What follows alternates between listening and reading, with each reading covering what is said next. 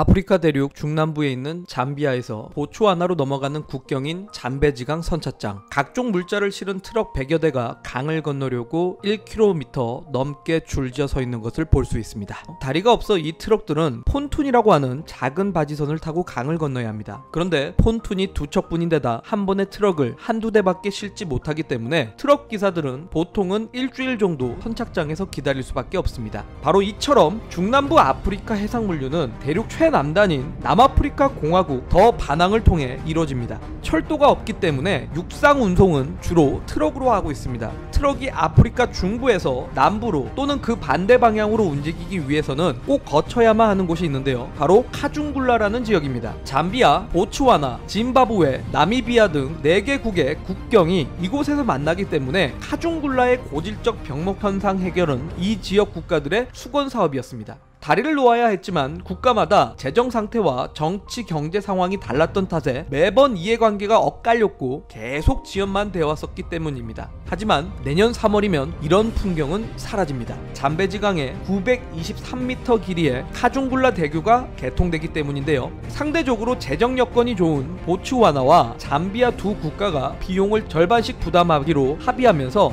2014년 이 사업이 본격화되기로 결정됐습니다. 잠비아 측 프로젝트 매니저인 가프레이 송게아 씨는 카중굴라 대교로 중남부 아프리카 전반의 물류 효율성이 개선되고 경제 발전 속도도 빨라질 것으로 기대된다 라고 말을 했습니다. 카중굴라 대교 건설은 지역 사정을 잘 모르는 사람들에겐 평범한 교량 공사로 보일 수 있지만 남부 아프리카 국가들에겐 40년 동안의 수건 사업이었습니다. 그만큼 상징성 있는 프로젝트였기 때문에 한국, 일본, 중국 등 3개국이 시공권을 두고 정말 치열하게 경쟁을 했습니다. 이 프로젝트의 성공 여부에 따라 기회의 땅이라고 불리는 아프리카 시장에서의 더 많은 수주와 기회를 가질 수 있는 상황이 오기 때문인데요. 치열한 경쟁 끝에 드디어 대한민국의 건설업체인 대우건설이 수주를 따내게 됐습니다. 이는 30여 년 전 아프리카에서 도로 공사를 하면서 쌓은 신뢰와 기술력이 도움이 됐던 것으로 평가받고 있습니다. 이후 1990년대부터 거대 자본을 앞세운 중국이 아프리카 건설 시장을 독식하면서 한국 건설사의 수주는 사실상 끊겼었지만 최근 현지에서 중국 건설사 시공 품질에 대한 불만이 커지면서 한국 기업을 다시 찾게 됐다는 겁니다. 이에 보츠와나 프로젝트의 매니저는 중국 기업이 만든 도로는 10년을 못 버티고 하자가 생기지만 대우건설이 만든 도로는 30년이 지나도록 멀쩡했다라며 품질에 대한 믿음이 있기 때문에 중요한 공사를 맡긴 것이다 라고 평을 했습니다. 그런데 말입니다. 이렇게 한국이 수주를 한 상황에서 과연 일본은 가만히 있었을까요? 사실 카중굴라 교각은 일본 국제협력단의 국제원조로 시작된 프로젝트였습니다.